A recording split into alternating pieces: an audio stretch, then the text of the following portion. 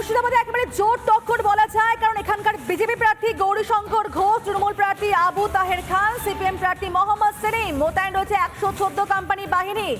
আজ তৃতীয় দফার ভোট এবং সেক্ষেত্রে কিন্তু আমরা এই মুহূর্তে মুর্শিদাবাদের দিকে নজর রাখছি। সকাল সকাল একেবারে ভোটের ছবিটা কিরকম জানবো। পলাশ রয়েছেন আমাদের সঙ্গে। পলাশ, তুমি মুর্শিদাবাদের করিমপুরে রয়েছে, সেখানকার সামগ্রিক ছবিটা এই মুহূর্তে কেমন দেখতে পাচ্ছ? আর তো কিছু মুহূর্তের অপেক্ষা ভোট শুরু হতে। প্রথমেই তোমাকে জানিয়ে দিই যে আজ গোটা দেশের সব থেকে বড় উৎসব গণতন্ত্রের, অর্থাৎ ভোট দান। আর আমি এখন যেখানে দাঁড়িয়েছি এটা একদম ভারত বাংলাদেশের সীমান্তবর্তী এলাকা করিমপুর। এই করিমপুরের 88 এবং 91 নম্বর দুটো বুথে আমি দাঁড়িয়ে আছি।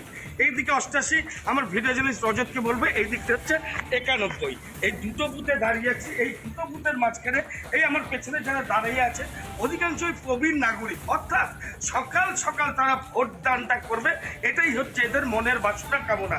ইতিমধ্যেই যে প্রিসাইডিং অফিসার, তার সঙ্গে আমরা আলোচনা করেছি যে ভোট গ্রহণের যা যাবতীয় যে সমস্ত প্রাথমিক পর্যায়ের কাজগুলো থাকে সেগুলো কিন্তু তৈরি হয়ে যাচ্ছে। আর এখানের থেকেই তিনটে কিন্তু হেভি ওয়েট প্রার্থী তারা লড়াই করবে। একদিকে আছে সিপিএম থেকে মোহাম্মদ সেলিম এবং অপর দিক থেকে আছে যে বিজেপি প্রার্থী, তার পাশাপাশি আছে তৃণমূলের আবু তাহের খান, গৌরীশঙ্কর ঘোষ, প্রত্যেকেই আছেন। এই কেন্দ্র থেকে এখন শেষ হাসি কে আসবে সেটা কিন্তু পরের প্রশ্ন। এই সকাল সকাল ভোট দান করে তারা চাইছে তাদের যে বাকি কাজগুলো সেগুলো সেরে ফেলতে, অর্থাৎ এই ভারত বাংলাদেশ সীমানার একদম শেষ যে পর্যায়ে সেখানে চাইছে এরা ভোটদানটা সকাল সকাল করতে এবং তাদের যে গণতন্ত্রের প্রয়োগ সেটা যাতে সুস্থভাবে হয়। আমি আমার ভিডিও জার্নালিস্ট রজতকে বলবো আর একটু বেশি করে লাইনটা দেখাতে, তার কারণ এখনও কিন্তু ভোটদান প্রক্রিয়া শুরু হয়নি। ইতিমধ্যেই মহিলাদের যে দীর্ঘ লাইন, সে লাইন কিন্তু চোখে পড়ছে। অর্থাৎ একটা ব্যাপার পরিষ্কার যে গণতন্ত্রের যে শ্রেষ্ঠ উৎসব ভোট দান, প্রত্যেকটা নাগরিক তারা চাইছে তাদের ভোট দানের মাধ্যমে গণতন্ত্রকে প্রতিষ্ঠা করতে। আর এই জন্যই কিন্তু যে আজকে তৃতীয় দফার যে নির্বাচন, এই তৃতীয় দফার নির্বাচনে এই মুহূর্তে আমি আছি ভারত বাংলাদেশের শেষ সীমানা করিমপুর।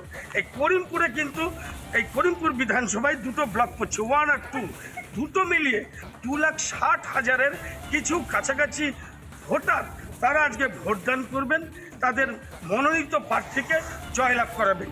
এই আশা নিয়ে সকাল থেকে দেখো এখানে যারা এখানে আজকে কিন্তু এই তিনজনের ভাগ্য পরীক্ষা হতে চলেছে মুর্শিদাবাদ লোকসভা কেন্দ্রের। সেখানকার বামেদের প্রার্থী মোহাম্মদ সেলিম, তৃণমূল প্রার্থী করেছে বিদায়ী সাংসদ আবু তাহের খানকে, বিজেপির মুখ হচ্ছেন গৌরীশঙ্কর ঘোষ। কার ভাগ্যে আজকে শিখেছিলবে অবশ্যই সেটা জানা যাবে 4 জুন। কিন্তু এই যে 2024-এর লোকসভা ভোট হচ্ছে 7 দফায়। আমরা জানি যে বাংলা তো 7 দফায় ভোট, আর আজ তৃতীয় দফার ভোট।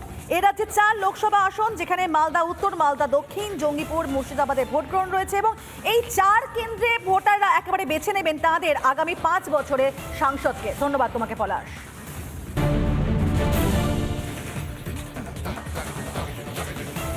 মুর্শিদাবাদে একেবারে জোর টক্কর বলা যায়, কারণ এখানকার বিজেপি প্রার্থী গৌরীশঙ্কর ঘোষ, তৃণমূল প্রার্থী আবু তাহের খান, সিপিএম প্রার্থী মোহাম্মদ সেলিম, মোতায়েন রয়েছে 114 কোম্পানি বাহিনী। আজ তৃতীয় দফার ভোট এবং সেক্ষেত্রে কিন্তু আমরা এই মুহূর্তে মুর্শিদাবাদের দিকে নজর রাখছি। সকাল সকাল একেবারে ভোটের ছবিটা কিরকম জানবো। পলাশ রয়েছেন আমাদের সঙ্গে। পলাশ, তুমি মুর্শিদাবাদের করিমপুরে রয়েছে, সেখানকার সামগ্রিক ছবিটা এই মুহূর্তে কেমন দেখতে পাচ্ছ? আর তো কিছু মুহূর্তের অপেক্ষা ভোট শুরু হতে।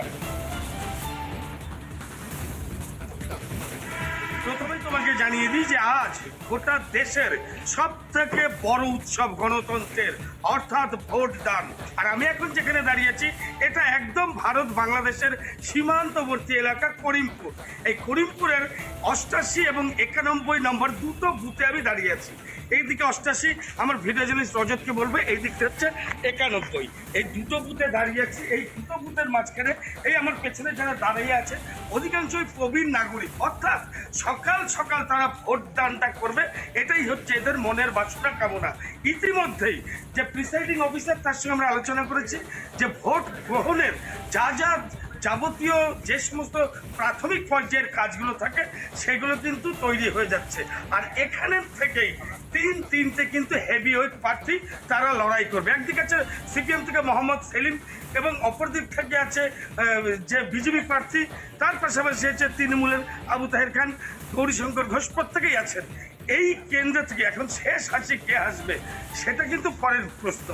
এই সকাল সকাল ভোট দান করে তারা চাইছে তাদের যে বাকি কাজগুলো সেগুলো সেরে ফেলতে, অর্থাৎ এই ভারত বাংলাদেশ সীমানার একদম শেষ যে পর্যায়ে সেখানে চাইছে এরা ভোটদানটা সকাল সকাল করতে এবং তাদের যে গণতন্ত্রের প্রয়োগ সেটা যাতে সুস্থভাবে হয়। আমি আমার ভিডিও জার্নালিস্ট রজতকে বলবো আর একটু বেশি করে লাইনটা দেখাতে, তার কারণ এখনো কিন্তু ভোটদান প্রক্রিয়া শুরু হয়নি। ইতিমধ্যেই মহিলাদের যে দীর্ঘ লাইন, সে লাইন কিন্তু চোখে পড়ছে। অর্থাৎ একটা ব্যাপার পরিষ্কার যে গণতন্ত্রের যে শ্রেষ্ঠ উৎসব ভোটদান, প্রত্যেকটা নাগরিক তারা চাইছে তাদের ভোটদানের মাধ্যমে গণতন্ত্রকে প্রতিষ্ঠা করতে। আর এই জন্যই কিন্তু যে আজকে তৃতীয় দফার যে নির্বাচন, এই তৃতীয় দফার নির্বাচনে এই মুহূর্তে আমি আছি ভারত বাংলাদেশের শেষ সীমানা করিমপুর। এই করিমপুরে কিন্তু এই করিমপুর বিধানসভায় দুটো ব্লক পড়ছে, 1 আর 2, দুটো মিলিয়ে 2,60,000-এর কিছু কাছাকাছি ভোটার তারা আজকে ভোটদান করবেন, তাদের মনোনীত প্রার্থীকে জয়লাভ করাবেন। এই আশা নিয়ে সকাল থেকে দেখো এখানে যারা বলাই যায় পলাশ যে এখানে আজকে কিন্তু এই তিনজনের ভাগ্য পরীক্ষা হতে চলেছে মুর্শিদাবাদ লোকসভা কেন্দ্রের। সেখানকার বামেদের প্রার্থী মোহাম্মদ সেলিম, তৃণমূল প্রার্থী করেছে বিদায়ী সাংসদ আবু তাহের খানকে, বিজেপির মুখ হচ্ছেন গৌরীশঙ্কর ঘোষ। কার ভাগে আজকে শিখেছিলবে অবশ্যই সেটা জানা যাবে 4 জুন। কিন্তু এই যে 2024-এর লোকসভা ভোট হচ্ছে 7 দফায়, আমরা জানি যে বাংলা তো 7 দফায় ভোট, আর আজ তৃতীয় দফার ভোট। এ রাজ্যে 4 লোকসভা আসন, যেখানে মালদা উত্তর, মালদা দক্ষিণ, জঙ্গিপুর, মুর্শিদাবাদে ভোট গ্রহণ রয়েছে এবং এই 4 কেন্দ্রে ভোটাররা একেবারে বেছে নেবেন তাদের আগামী 5 বছরের সাংসদকে। ধন্যবাদ তোমাকে পলাশ।